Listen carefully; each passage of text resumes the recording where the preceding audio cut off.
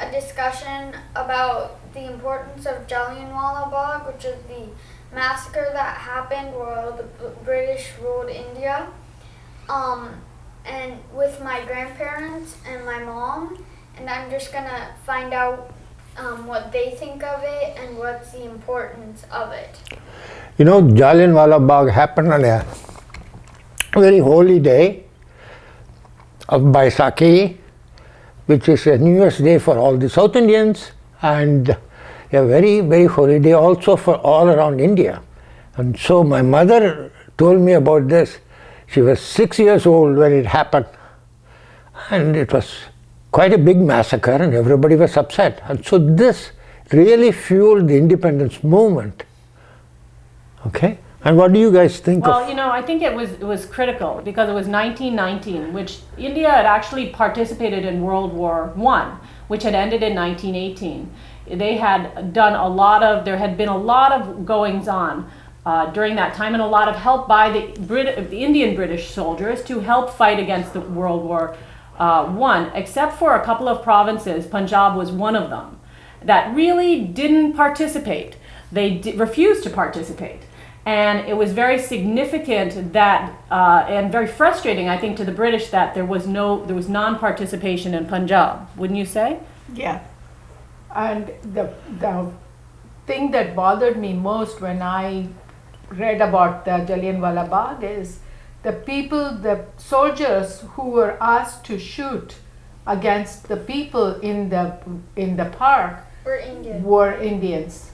So they were getting Indian troops to kill Indian people, and that was a very, very tragic thing for me, and the gruesome, yeah, go ahead. For the people.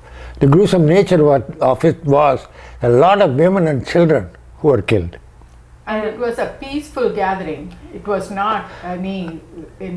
Except there were also violence. lots of men. Yes, yes. Men and No, women, and they were protesting. To be honest, they were protesting. They were protesting. They were protesting. That there were a couple of people who had been jailed, and they were peacefully protesting, but they were not doing anything wrong. They were assembling. And I think there was a lot of frustration on Colonel Dyer's part, Brigadier General Dyer's part, that he was frustrated that there was non-participation by people. So he wanted to prove a point. And so what the worst part about the whole thing is that they didn't let people escape. They locked the doors. They locked the gates. People couldn't get out. They jumped into wells. It was a horrible thing to happen. It was a point that the British were trying so hard to make India do what it wanted to, but it was really the end, right? Yes. The end of the possibility that the British were ever going to keep India at that point, because the force of the people was going to be too much.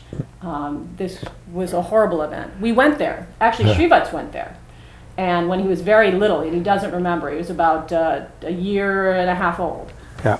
It's not a large space. It's not a huge park or anything like that. The well is still there. And there's a huge bullet-shaped monument for all the people who died there.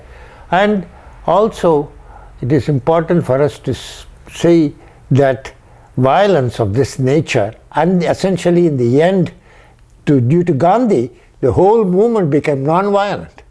Okay? There is also a violent movement which happened when a fellow named Bhagat Singh threw a bomb in Parliament.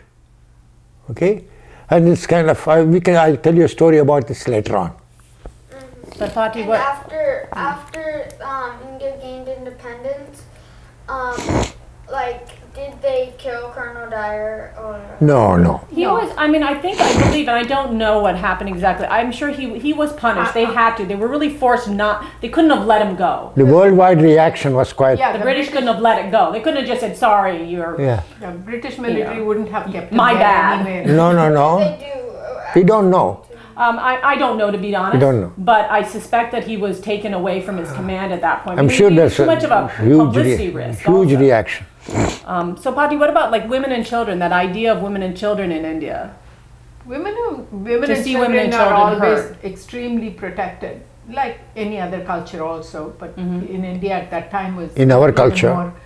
And so when they turned their guns, the men were asked to shoot the women and children, it must have been really very Hard. traumatic for They people who are shooting. They showed the shell casings on how much they had under the gun, and they had like a whole handful per person, and there were so many people. They said it was anywhere between 300 and 1,000 people they think were killed. They really don't. We don't know. 300 to 1,700. 1,700 is the Indian count. 300 is the British count. Right, and they looked This at all. is somewhere in between, Shell. possibly it was. Except the British also think that that they probably wouldn't. They aren't the culprits for killing the people who jumped into wells.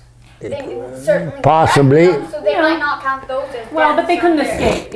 It was a choice between covering up your child in many cases or trying to jump in the well so that you didn't get shot. So there was a hope that you could have Except were survived. they long range things, so if you were Yeah. fast, you They're could- rifles. They were right. They're rifles. These were Gurkha. Many of them were From the Himalayan Himalayan kingdoms. kingdoms So that were wonderfully good shots, and they still are. They're in the army in India as well. Even there's now. a whole Yeah, regiment you called the see Gurkha all regiment. You see, except now they don't use those. They use machine guns. No, of course not. But at the Yes, time, See these were people the at best of the guns. airport Right. Okay. carrying around these. M16s and stuff okay. like that. Yes. And But- as well, Kurma? so did they asked Colonel Dyer, like he went to the British because they were asking him questions after that event happened in Right. the film. And they asked if the tank could fit through, would you have still used it? And he said yes. No, I think he was at the end of his wits' end. These were people who were not participating. They were not supporting They had not supported the British in the kingdom, in the empire. Had not supported the empire in this state. So he was very upset about that. He wanted. It was like saying to a child to clean their room over and over and over again.